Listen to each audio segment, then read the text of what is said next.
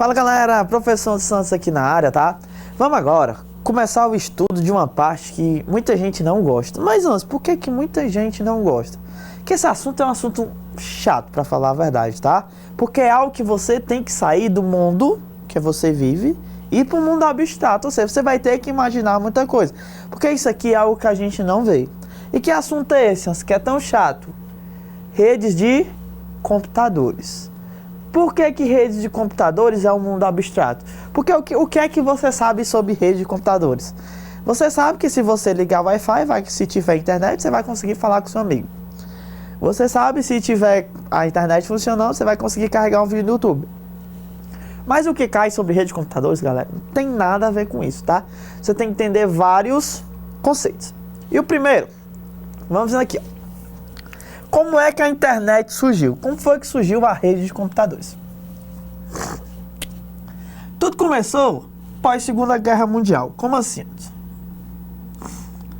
Foi mais ou menos assim. Nós vamos trabalhar com forma hipotética, tá?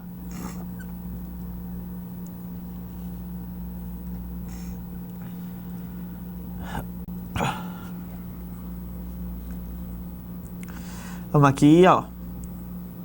Temos aqui dois quartéis militares. Cada quartel com suas respectivas tropas. O que é que acontecia? Quando a tropa 1 ia para a guerra, ela precisava se comunicar com esse quartel. Quando a tropa 2 ia para a guerra, ela precisava se comunicar com o seu quartel. Só que isso aqui é o quartel 1. Não tinha só o quartel 1, também tinha um quartel 2. Quando a tropa 1 saía, levava fios para se comunicarem. Quando a 2 saía, também levava fios para se comunicarem. Mas o que foi que aconteceu? Com o passar do tempo, isso foi tão difundido, as tropas com seus fios de comunicação, que quando foram perceber, pós Segunda Guerra Mundial, praticamente todo o país estava todo cabeado. França tinha cabos, a Alemanha tinha cabos. Aí eles pensaram, acabamos a guerra, e aí, vamos desperdiçar esses cabos? Não, vamos unir esses cabos para que todo mundo se comunique entre si, tá? Mas observe, já que tudo acabou, se a tropa 1, que está representada por uma estrela, do quartel 1, e o asterisco, que é a tropa 2 do quartel 2, quiserem se comunicar, o que é que estava faltando? Algo que ligasse os dois quartéis. Eles foram e ligaram os dois quartéis, tá? Aí foi o que aconteceu. Se esse cara quiser se comunicar com esse, vai ter esse fio para ligar todo mundo. E assim foi difundida a rede de computadores, tá? Lembrando que na época da Segunda Guerra Mundial, esses cabos eram utilizados apenas para a voz, apenas que era para comunicação. E com o passar do tempo, esses cabos passou a transmissão de dados. E foi assim que a internet surgiu, tá? Então a internet surgiu dessa forma. Mas isso aqui também gerou outro problema. Qual o problema antes? Imagine assim, ó. Vamos imaginar aqui, ó. Brasil, Rússia, Estados Unidos e China. Se esses 4 países quiserem troca de informações entre si, Brasil para os Estados Unidos, sai um fio. Estados Unidos para a China, saia outro.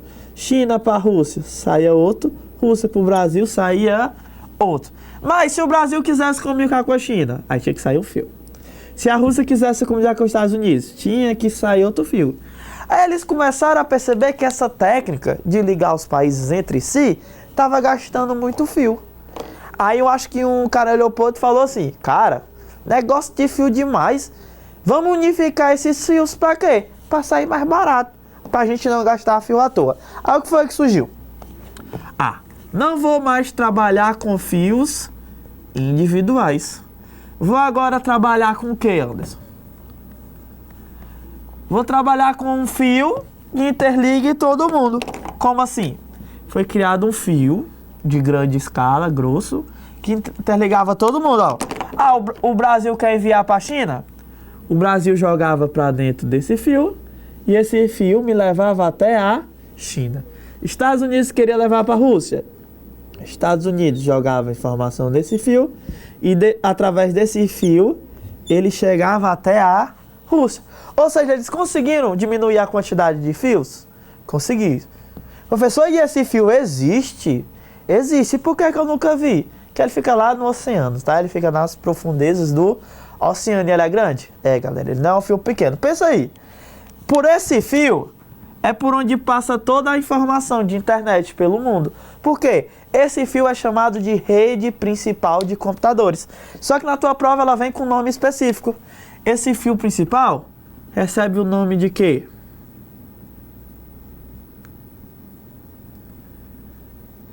Backbone. Esse fio principal recebe o nome de backbone, tá? E backbone é considerada o quê? A espinha dorsal da rede de computadores. Mas como assim, Anderson, espinha dorsal? Só lembrar do corpo humano, se eu tirar a espinha dorsal, tem como a pessoa ficar em pé? Não. Ou seja, se eu tirar o backbone, a espinha dorsal da rede, o que acontece com a rede no mundo? Toda vai cair, tá? Porque a espinha dorsal é a rede principal, por onde todos os tráfegos da internet passam, tá? Ou seja, isso aqui foi como surgiu a tua internet. Isso aqui é como a tua internet vai trabalhar nos dias de hoje. Aí, professor, mentira, que eu posso trabalhar através de satélite. Já já a gente vai trabalhar em satélite, com aquela história lá de 3G que tem nos celulares, 4G. Vamos entender a diferença pro backbone, tá? Mas é assim que tua internet vai funcionar. Ou seja, disso aqui vai derivar algumas classificações de internet, tá? E nós vamos trabalhar com elas agora. Tem algumas classificações de rede que a gente vai trabalhar. Vamos aqui entender qual. E a primeira classificação que a gente vai trabalhar é a classificação de rede de computadores, que envolve o tamanho da rede. Como assim, Anso? Tamanho da rede. Vamos aqui. Relação ao tamanho, tu tem algumas classificações. Tem a LAN, tem a MAN, tem a WAN e tem a PAN. Aí tu vai associar dessa forma. Tô me referindo a quê? Classificação referente ao tamanho. Esse L aqui, ó, é uma rede de tamanho local. Agora não vai viajar na tua prova não, antes? Como assim antes não vai viajar na prova? Eu falo que LAN é uma rede local. Aí o aluno fica se perguntando, e qual o tamanho do local? O tamanho no local não importa. Não importa se é um prédio de 2 andares. Não importa se é um prédio de 20 andares. Não importa. Se for no mesmo local, é considerado uma rede LAN, tá? MAN. De onde é que vem o conceito de MAN? MAN é uma rede de tamanho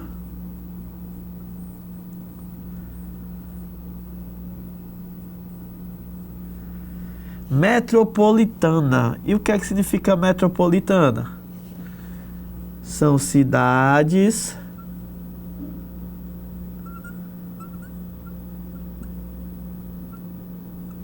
próximas. Anderson, tem o tamanho de distância exato para definir se é uma cidade próxima ou não da outra? Tem não. Aí tu vai utilizar o bom senso, né?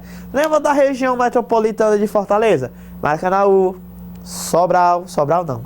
Maracanaú, tem Horizonte, Pacajus. Essa galera que tá mais próxima a Fortaleza. Aí te pergunta lá na tua prova, exemplo, se uma conexão que envolva Fortaleza, Juazeiro do Norte é uma conexão do tipo MAN. Galera, Juazeiro do Norte é uma cidade próxima a Fortaleza, faz parte da região metropolitana? Não. Então Juazeiro do Norte não será uma rede considerada MAN, tá? Aí entra o conceito o quê? De WAN. O que é que significa WAN?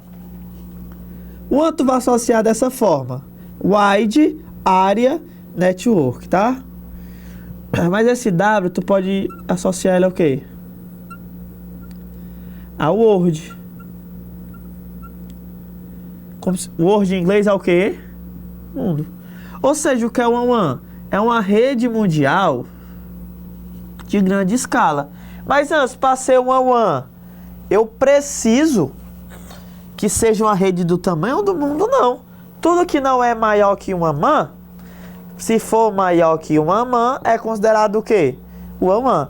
Prova que caiu algum concurso, exemplo, concurso da PF, Polícia Federal, cobrou o seguinte: se uma unidade de uma empresa tem sua sede em São Luís, no Maranhão, e tiver instalada por todas as capitais do país, filiais de sua empresa, se eu juntar todos os computadores, formarão a WAN da empresa? Ora, São Luís, Fortaleza, é cidade próxima? Não. São Luís, São Paulo, é cidade próxima? Não. Ou seja, se não for MAN, é considerado o quê? Uma WAN. Tu vai colocar essa ideia na cabeça, tá? E PAN é o quê? Esse P vem de personal, ou seja, uma conexão do tipo pessoal. E me dá um exemplo, dou Bluetooth, aquele acesso remoto que a gente liga no celular, todos são o quê? De acesso pessoal, tá? Só que de vez em quando aparece em prova com esse conceito, ó.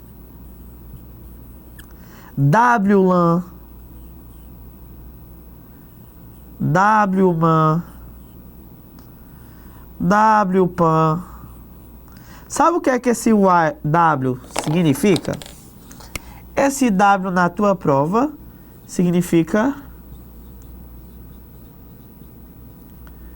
wireless. O que é uma coisa wireless? É uma conexão do tipo sem fio. Então o que é uma WLAN? É uma rede local sem fio. O que é uma WMAN? É uma rede metropolitana sem fio. WPAN, rede pessoal sem fio, tá? Então essas são as classificações referente ao tamanho, tá?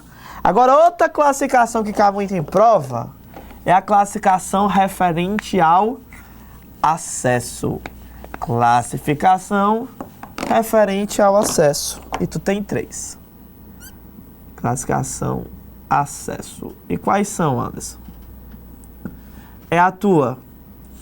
Vou colocar de azul para ficar melhor. Intranet.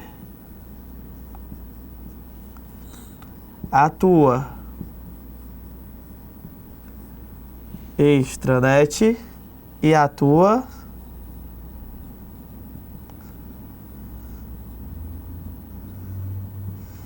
Internet, tá? Tu vai associar primeiro isso, ó. Intranet é uma rede privada. E a internet é uma rede pública. Mas antes, por que a intranet é uma rede privada? Porque ela só vai poder ser acessada por pessoas autorizadas. Como assim antes, pessoas autorizadas? Só vai ter acesso à intranet aquela pessoa que foi legalmente autorizada. Como assim legalmente autorizada? Eu trabalho dentro de uma empresa. Eu tenho acesso à intranet daquela empresa? Tenho. Agora, se uma pessoa vem de fora, vai poder acessar aquela rede? Não, ou seja, ela não é autorizada, tá? Aí tu vai colocar isso aqui para ficar algo mais completo, ó. Rede privada, apenas pessoas autorizadas. E onde é que é utilizado? Normalmente em empresas, em órgãos. Por que, Anson? Por questão de segurança. Eu vou deixar a minha rede aberta para todo mundo usar? Não, vou tornar ela privada, ou seja, apenas pessoas autorizadas vão ter acesso a ela, tá? Enquanto a internet, ela é pública. Se ela é pública, ela pode ser acessada por qualquer pessoa sem nenhum problema. E Anderson, o que seria essa extranet? Anota desse jeito. Extranet é uma extensão da intranet. Como assim, Anderson? extensão na intranet. Imagina a seguinte situação. Eu tenho bem aqui o computador de uma matriz. E tenho bem aqui computadores de uma filial. Como assim, Anderson, filial? Filial é aquela empresa que depende da matriz. Eu te pergunto, a filial precisa buscar dados que estão presentes nos computadores da matriz? Sim, isso é muito comum. Pegar dados que estão na matriz para serem utilizados na filial. Aí vocês devem estar se perguntando, mas não pode antes, porque a matriz é uma intranet, é uma rede local privada e a filial está longe. Vai ter como a filial acessar os computadores da matriz? Vai. Ou seja, aqui que entra o conceito de extranet. O que é então? O que seria extranet?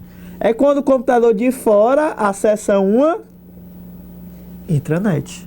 O que é extranet, para a gente lá, é quando o computador de fora, no caso a filial, acessa uma intranet. Ou seja, o que é extranet? Basicamente, ela liga duas intranets, tá? Mas antes, tem um porém. A extranet, ela utiliza cabos públicos. A extranet utiliza backbones públicos. E eu não quero trabalhar com backbone público, porque corre o risco de uma pessoa ir lá e roubar meus dados. Eu quero trabalhar de maneira segura. Tem um jeito? Tem. Entre uma intranet e outra, tu cria o conceito de VPN. Anderson, o que é uma VPN? Virtual Private Network. É quando tu pega uma parte da internet e utiliza ela de forma privada. E qual o objetivo de eu utilizar ela de forma privada? Porque se algo é privado, o acesso dele é controlado. Diferente de eu trafegar os dados entre duas internets, utilizando os cabos públicos. Qualquer pessoa pode ir lá e roubar meus dados. Agora, se eu usar de forma privada, se torna bem mais seguro, tá? Então, recapitulando o que é VPN. É o modo, o mecanismo que liga as duas intranets de forma segura, tá? Então, esse aqui são as classificações referentes ao quê? O acesso, tá? De todas as classificações, ainda faltam mais algumas. As que se referem ao tamanho e as que se referem ao acesso são as duas que mais caem, tá? Mas falta qual, Anderson? Falta a classificação referente à transmissão, falta referente ao destinatário, tá? Vamos aqui, ó. Como é que funciona? Deixa eu apagar aqui pra gente continuar. Como seria as classificações referente à transmissão? Referente à transmissão. Referente à transmissão, tu tem 3 classificações. Quais?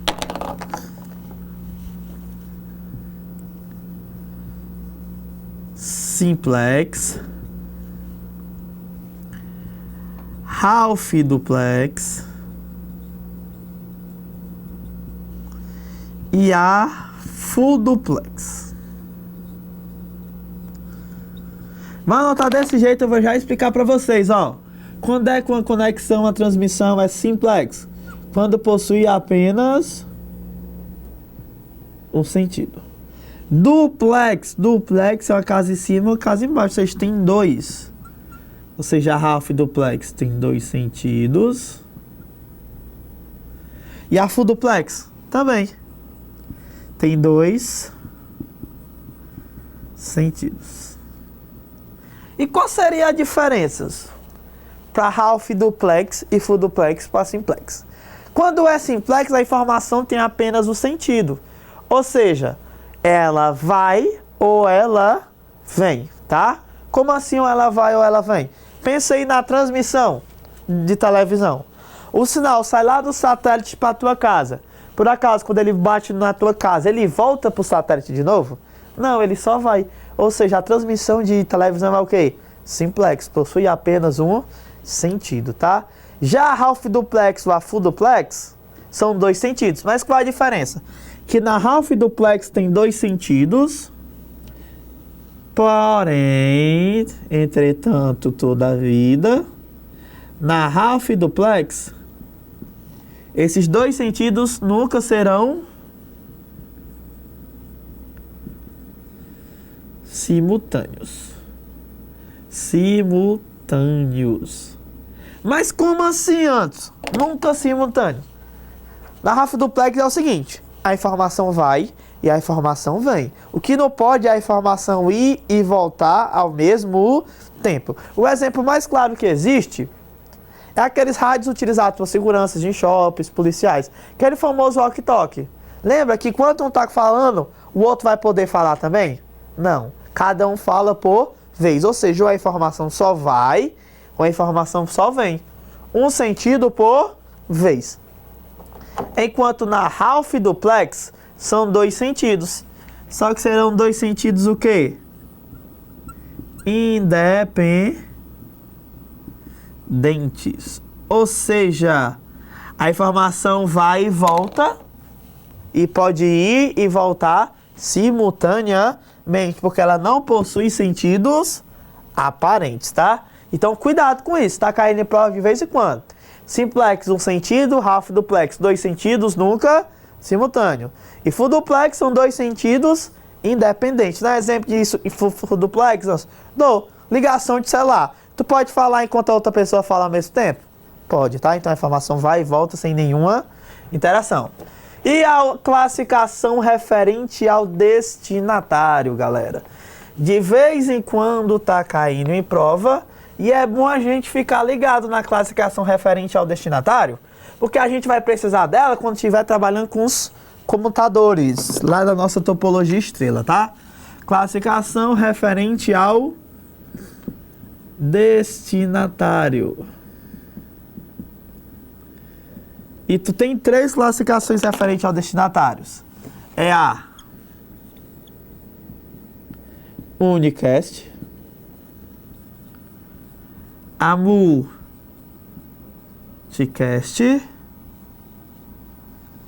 e a Broadcast,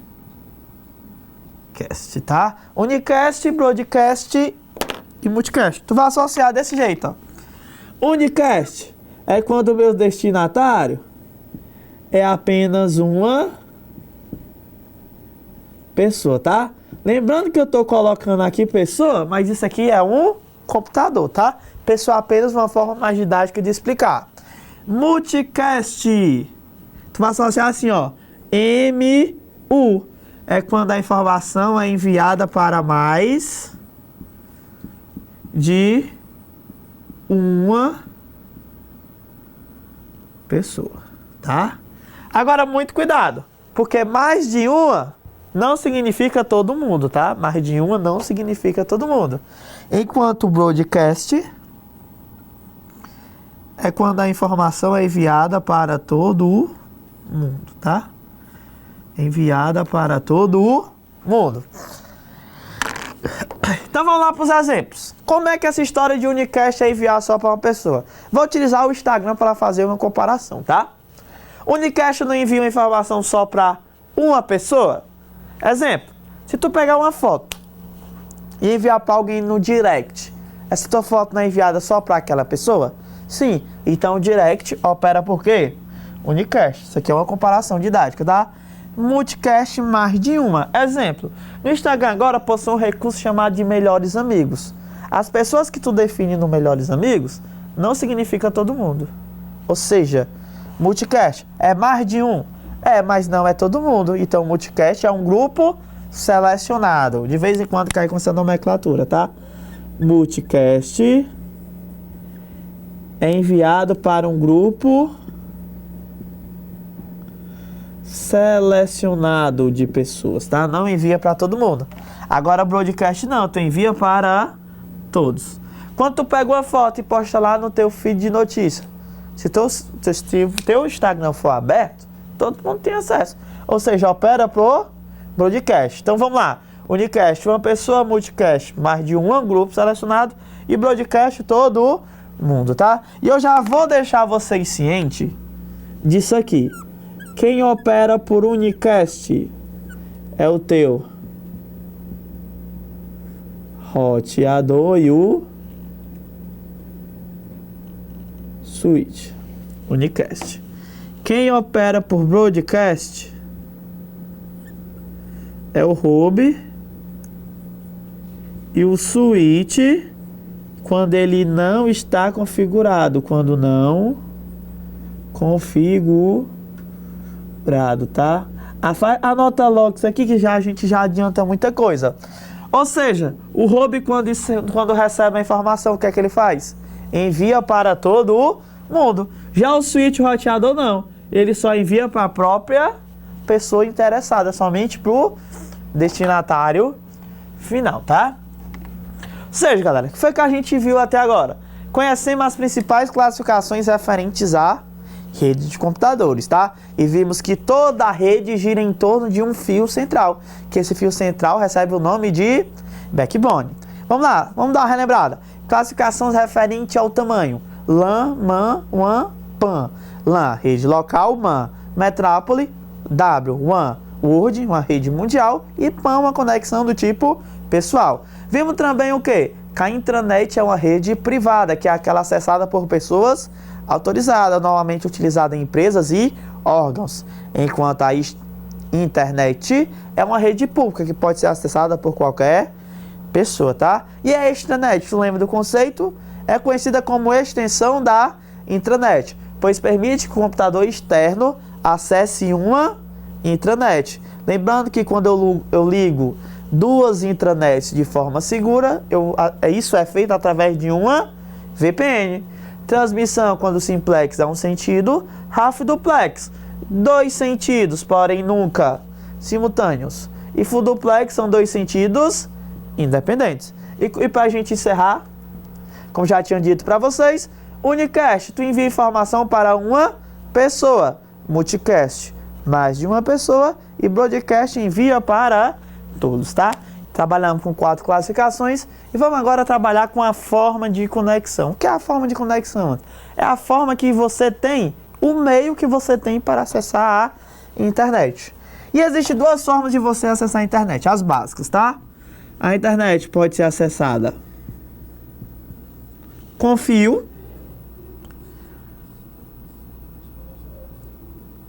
como a internet pode ser acessada sem fio. Relacionado à conexão com fio, basta tu saber 2 informações básicas, que de vez em quando caem em prova.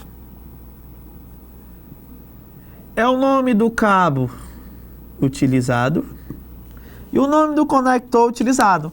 O nome do cabo a gente chama de cabo de par trançado, par cruzado, mas tu vai entender uma coisa. O cabo, a tecnologia usada dele é o famoso cabo Ethernet, tá? E o conector utilizado é o conector RJ45, tá? Lembrando que isso aqui é aquelas informações básicas. Agora, sem fio, tu tem 2 formas de acessar a internet sem fio. Tu pode acessar via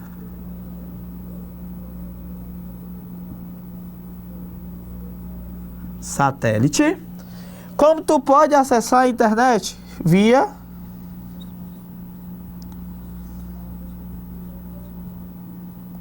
wireless.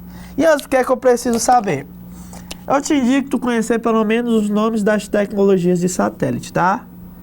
Tem a 2G, a 3G e a 4G. Esses aqui são os nomes fantasias, tá? Porque 2G utiliza a tecnologia ED, 3G HSPDA ou WCDMA, e a 4G é a famosa tecnologia LTE, tá? Essas aqui são mais rápidas e as mais antigas são mais lentas, é uma coisa óbvia. Agora, uma coisa que cai muito em prova, relacionado a wireless, é tu entender as formas de segurança de um wireless. Como assim seguranças? Tem alguns protocolos de segurança que determinam as regras de segurança do teu Wi-Fi. E tem 3 protocolos básicos de segurança de Wi-Fi, tá? É o famoso WEP, WPA e o WPA2.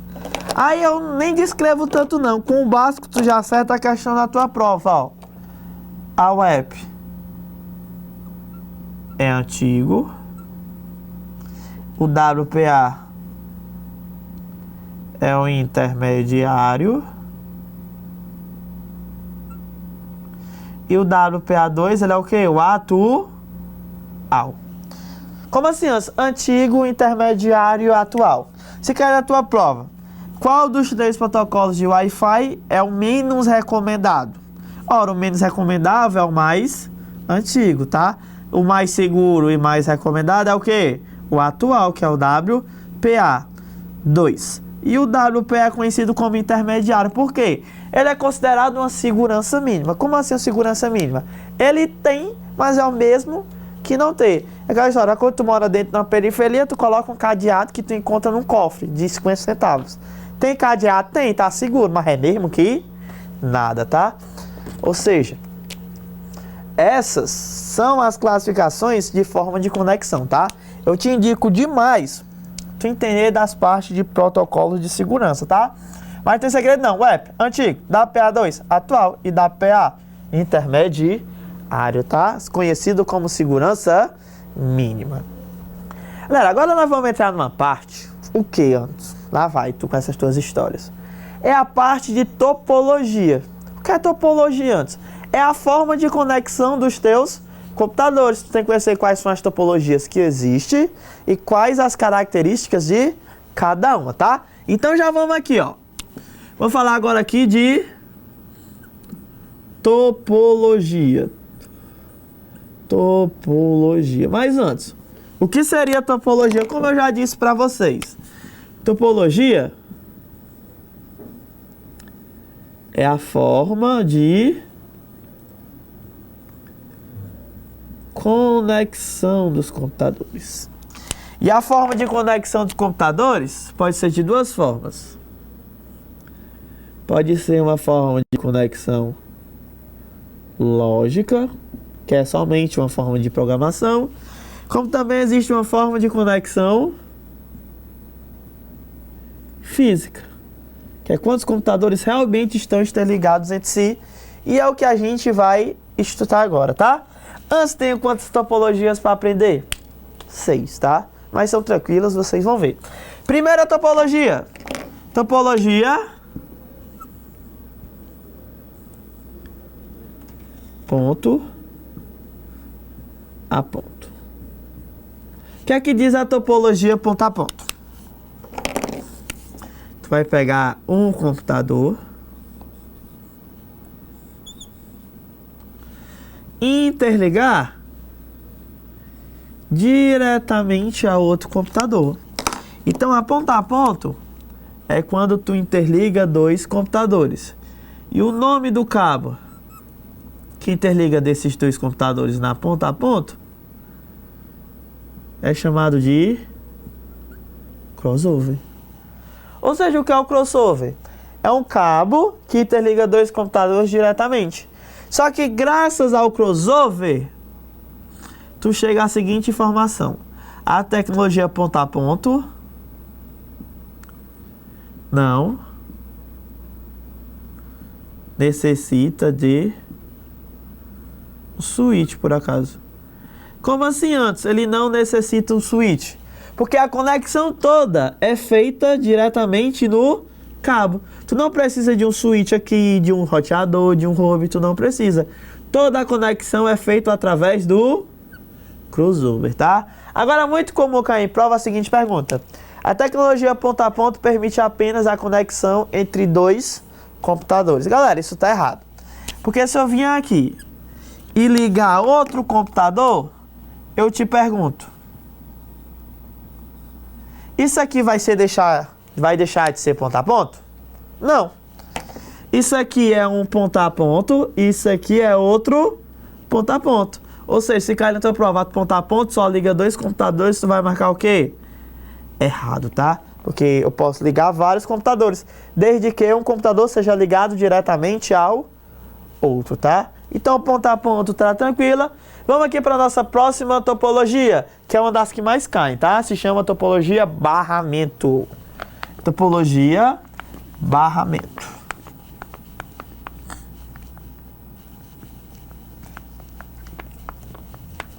O que é que diz a topologia barramento? Primeira coisa que a gente precisa entender, que ela é interligada através de uma barra, como o próprio nome já sugere. Topologia barramento. Como é que funciona? Tu tem uma barra no meio. Aqui ela. Uma barra que vai interligar os computadores. E em cima, tu também tem outros computadores. Cada quadradinho desse vai ser considerado um computador, tá? Ó. Um computador, outro computador, outro computador, outro e outro, tá? Mas antes, vamos lá. Quais são as características da topologia barramento? Primeiro, tu vai anotar duas frases. No português do cearense, quanto mais, pior. Mas antes, o que é que tu quis dizer com quanto mais pior? Porque a topologia barramento tem uma lei. Que lei? Tá percebendo que todos os computadores estão interligados pelo mesmo local? Por essa barra? Ou seja, cada computador vai operar por vez. Exemplo. Computador 1, 2, 3, 4, 5 e 6. Se um quiser informação por 6, enquanto um fala, os outros vão ter que ficar o quê? Calados, só escutando, tá? Se o 3 quer enviar por 5, enquanto o 3 está enviando a informação, todos os outros vão ficar o quê? Calados. Ou seja, enquanto um fala, os outros escutam. E por que essa história de quanto mais pior? Ora, se eu aumento o número de computadores, qual a tendência da minha rede? Ficar mais lenta, porque eu vou esperar mais tempo para conversar, tá? Então decora. A topologia barramento prega que ao aumentar o número de computadores, a minha rede fica mais lenta. E outra coisa sobre a topologia barramento. Se o computador 4 quebrar, a minha rede para? Não, tá? Se um quebrar, a rede para? Não, por quê? Porque os computadores agem de forma independente. Então, essas são as características da topologia barramento. Vamos para a nossa próxima topologia. Topologia anel. Topologia anel. O que é que diz a topologia anel? Deixa eu criar aqui os computadores, ó. Computador 1, 2,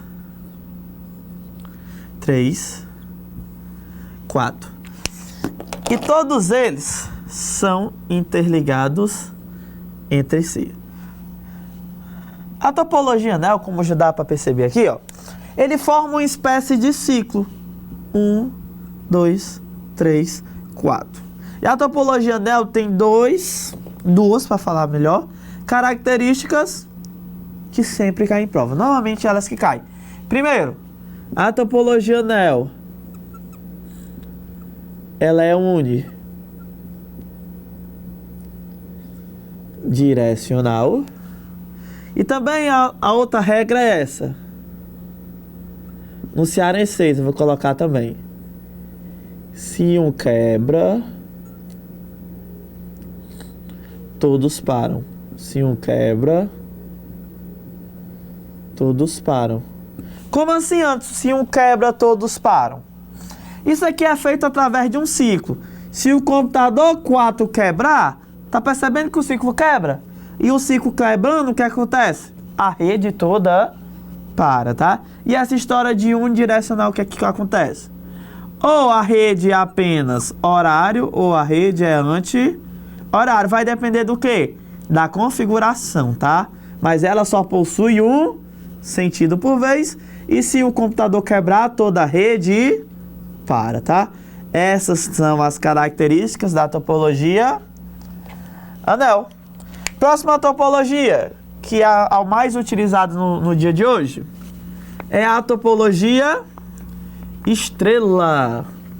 Topologia estrela. Como que é que diz a topologia estrela? Ela trabalha com uma espécie de concentrador. Como assim, Anderson, concentrador? Tá aqui, ó. Já criei ele para vocês verem.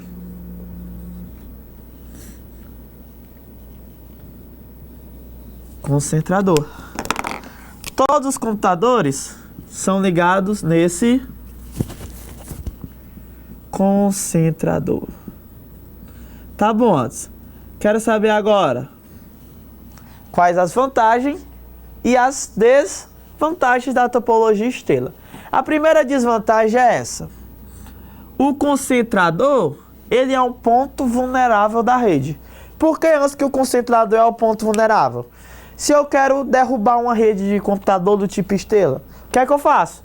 Ataco o concentrador. Porque se eu atacar o concentrador, eu paro toda a minha rede, tá? Então, um ponto mais importante que normalmente cai em prova é esse. O concentrador é o ponto vulnerável. Outro ponto que cai em prova. 1, 2, 3, 4. Se o computador 1 quebrar, a minha rede para? Não. Porque todos os computadores são o quê? Independentes na topologia estrela, tá? Todos os computadores são o quê? Independentes. Mas antes, quais são os concentradores que existem? O concentrador pode ser um hub, pode ser um switch, como o concentrador pode ser um roteador. Como assim, Anderson? Esse cara que liga os computadores pode ser qualquer carinha desse, hub, switch ou roteador. Mas tu precisa saber a principal diferença entre eles. E a principal diferença entre eles é que o hub opera por broadcast. Como assim, antes o hub opera por broadcast? Tem um bizu aí? Ah, se o bizu é verdade, é. Falando que o hub é burro, mas por que o hub é burro? Quando a informação chega no hub, ele não sabe para quem ele vai enviar. Ou seja, ele acaba enviando para todo mundo. E tu já aprendeu. Se eu envio para todo mundo, é porque o hub opera por quê? Broadcast, tá? Já o switch, o roteador, envia somente para o interessado. Ou seja, switch e roteador operam por unicast, tá? Mas na frente eu vou falar para vocês o seguinte. O hub opera na camada 1 do modelo OSI, switch na camada 2 do modelo OSI e o roteador na camada 3 do modelo OSI, tá? Mas enquanto eu não falar de modelo OSI, vamos ficar com essa ideia. Hub, broadcast, switch, roteador opera por unicast. Aí, antes, acabou, né? Acabou não, ainda falta duas topologias que podem estar lá na tua prova, tá? Vamos aqui para mais uma. Que topologia é essa de agora, antes? Topologia árvore. Topologia do tipo árvore. Vamos aqui. Topologia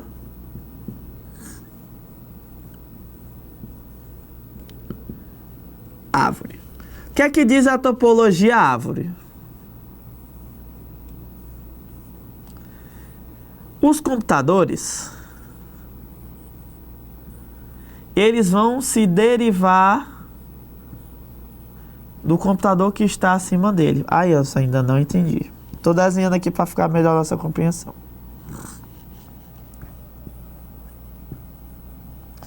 Tá aqui, ó. Isso aqui é uma topologia árvore. Observe que toda conexão é controlada por quem? Pelo nó central, que é chamado de nó hierarquicamente superior. Ou seja, qual é a desvantagem da topologia árvore? Se eu quero derrubar uma rede de computador do tipo topologia árvore, o que é que eu faço? Basta eu derrubar quem? O nó hierarquicamente superior. Por quê? Porque é ele que controla toda a rede, tá? Se eu parar ele, eu paro todo mundo. Mas antes, estou percebendo uma coisa. E nesse caso? Computador 1, computador 2, 3 e o computador 4.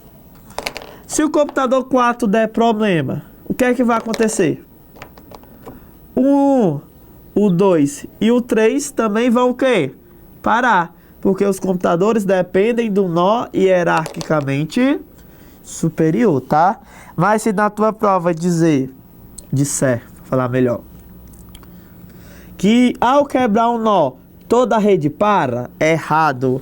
O único nó que para toda a rede é o nó central, que é o nó hierarquicamente superior, tá?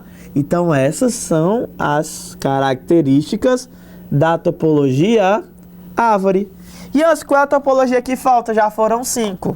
Falta a topologia teia, que recebe outros 2 nomes, tá? É a topologia teia, que pode ser chamado de mesh ou meshed. Topologia teia, que pode ser chamado de mesh, como pode ser chamado de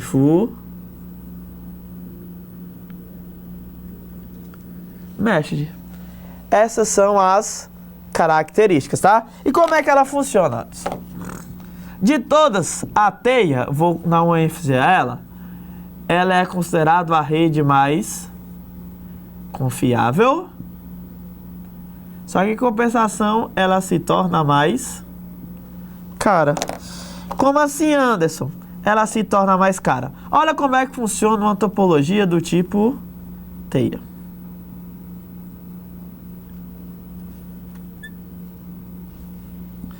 Tenho 4 computadores. Esses computadores vão ser interligados.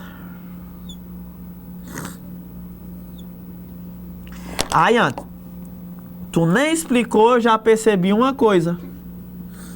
Ela é a mais cara porque é a que gasta mais fio. Ela é a mais cara porque é a que usa mais fio, correto? Mas por que que ela se torna confiável? Imagina aí, ó. Computador 1 quer enviar informação para o 3. Tem uma ligação direta que liga eles? Tenho. Não tenho mais. Aí eu posso enviar para o 2, para o 2 enviar para o 3. Não posso mais fazer isso. Posso enviar para o 4, para o 4 enviar para o 3? Posso.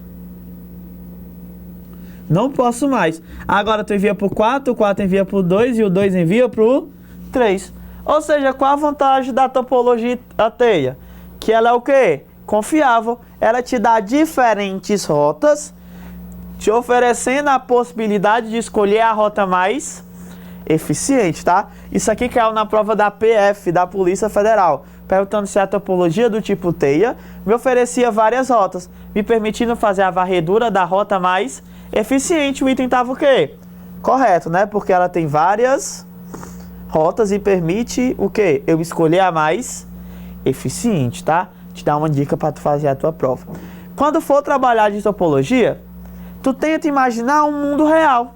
Entender como é que funciona.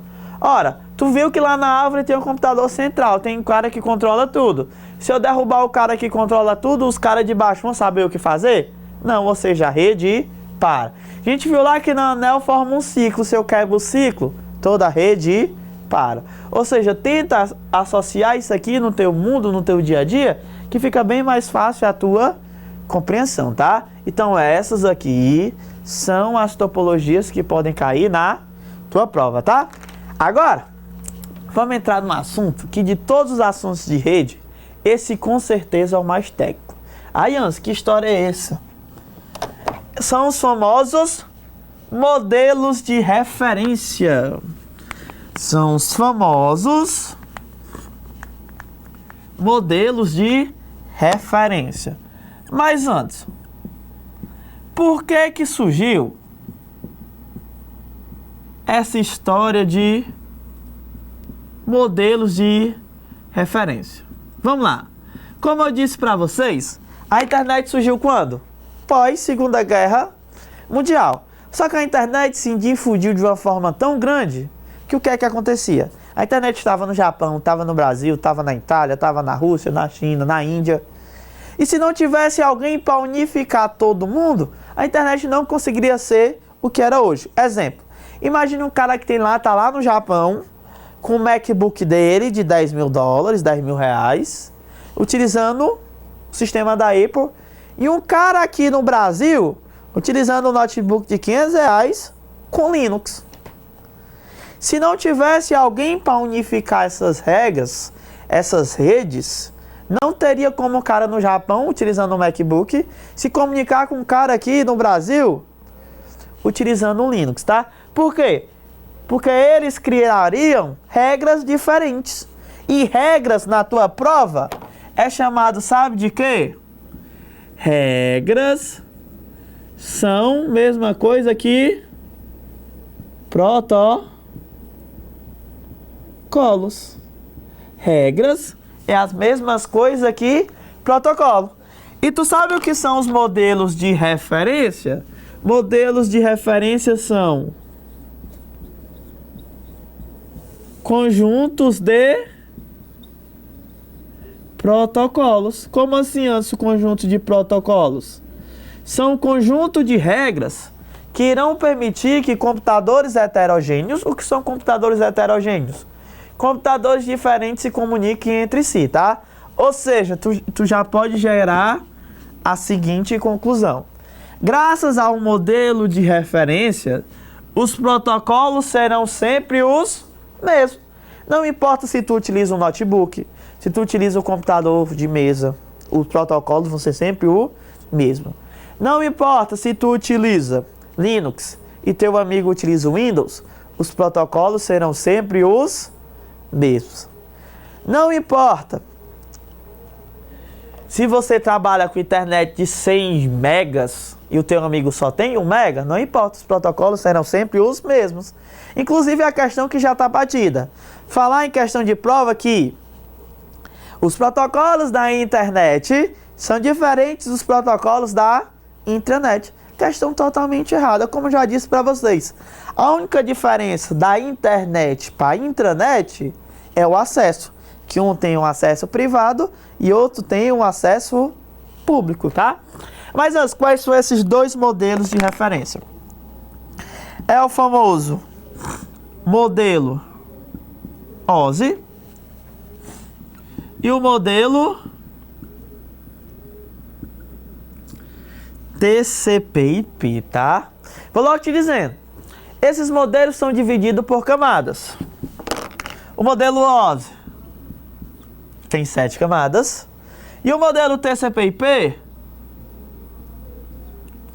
tem 4, modelo puro, e o 5 se for um modelo de híbrido, tá? Mas antes, qual é que eu levo para a minha prova? Na tua prova, tu vai levar o padrão, ou seja, na tua prova tu vai levar de 4 camadas, tá? Na tua prova, tu vai levar de 4 camadas, porque o de 5 camadas dificilmente cai em prova. O que é usado pelas bancas é o modelo TCP/IP. Aí, Ans, que história de camadas são essas? Eu tenho que decorar as camadas? Tem. Tenho que entender o que cada uma fez? Tem. E eu vou tratar isso tudo com vocês, tá? Então fica aí, tá? Que no nosso próximo vídeo, ó, nós vamos trabalhar os famosos modelos de referência OSI e TCP/IP. Então fica com a gente até o próximo vídeo. Valeu!